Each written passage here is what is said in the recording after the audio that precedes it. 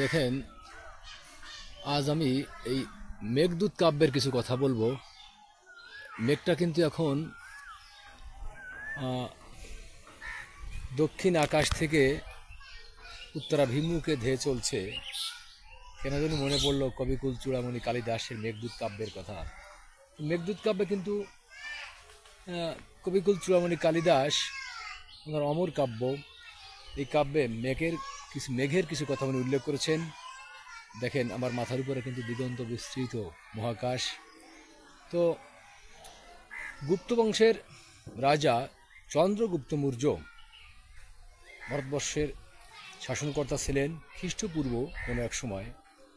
তো ওনার সভাকবি ছিলেন কবিকুল চূড়ামণি কালিদাস। তো কালিদাস যখন ওনার সভাকবি ছিলেন, তখন চন্দ্রগুপ্ত মৌর্যের বোনের সঙ্গে কিন্তু সভাকবি অর্থাৎ কালিদাসের একটা সম্পর্ক গড়ে ওঠে। এই সম্পর্কটা আস্তে আস্তে প্রণয়ের দিকে ধাবিত হয়।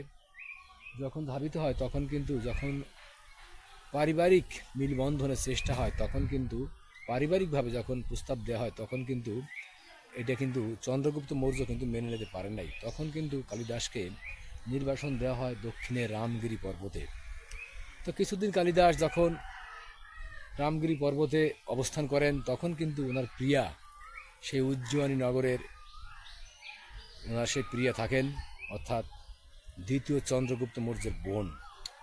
তখন কিছুদিন রামগিরি পর্বতে কবি থাকার পরে যখন দেখলেন কোনো এক অপরাহ্নে এরকম সাদা মেঘের ভেলা দক্ষিণ আকাশ থেকে উত্তরাভিমুখে ধেয়ে যাচ্ছে, তখন কিন্তু কবি মেঘের কাছে চরম এক বার্তা পাঠালেন। এই বার্তাটাই এখন উপস্থাপনা করব, অর্থাৎ মেঘদূত কাব্যের সেই বিরহ, দুটি হৃদয়ের বিরহ বার্তা, বিশেষ করে হিরো যক্ষর বিরহ বার্তা। যক্ষ মেঘের কাছে কি বার্তা পাঠালেন সেটাই আলোচনা করব আজকে। দেখেন, যখন মেঘ দক্ষিণ আকাশ থেকে উত্তরাভিমুখে ধেয়ে যাচ্ছে, তখন কিন্তু কবি কালিদাস মেঘের কাছে প্রিয়াকে বার্তা পাঠালেন, হে মেঘ, তুমি যখন উত্তরাভিমুখে ধেয়ে যাবে, তখন কিন্তু তোমার পথে যেতে যেতে কত নগর, কত বন্দর, কত মাঠ, কত ঘাট, কত কিছু যে তোমার সামনে পড়বে। তখন অবশ্যই তুমি আমার প্রিয়ার নগরী উজ্জয়িনী দেখতে পাবে।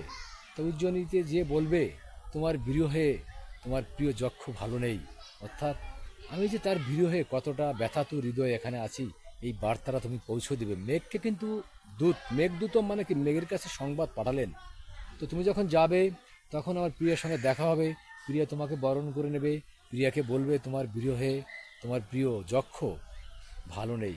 এই কাব্যটা কিন্তু কালিদাসের অনবদ্য সৃষ্টির অমরত্ব লাভ করেছে কিন্তু সংস্কৃত কাব্যে, অর্থাৎ কালান্তরে কিন্তু বিভিন্ন দেশ এবং বিদেশে বিভিন্ন ভাষায় কিন্তু এটি অনুদিত হয়েছে এই মেঘদূত কাব্য।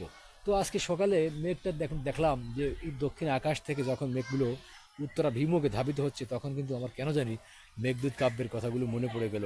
অর্থাৎ আমি দেখানোর চেষ্টা করছি যে মেঘ প্রকৃতির কাছেও মানুষ যখন অসহায়ত্ব, একাকিত্ব অনুভব করে, তখন প্রকৃতির কাছেও কিন্তু তার মনের যে আবেগ, যে অনুভূতি, যে ভালোবাসার উচ্ছ্বাস, এগুলো প্রকাশ করে যুগ যুগান্তর ধরে এমনি কিন্তু চলছে। তখন তো এখনকার মতো মোবাইল, টেলিফোন বা টেলিগ্রাফ ছিল না, বা বিমানযোগে যোগাযোগ ছিল না।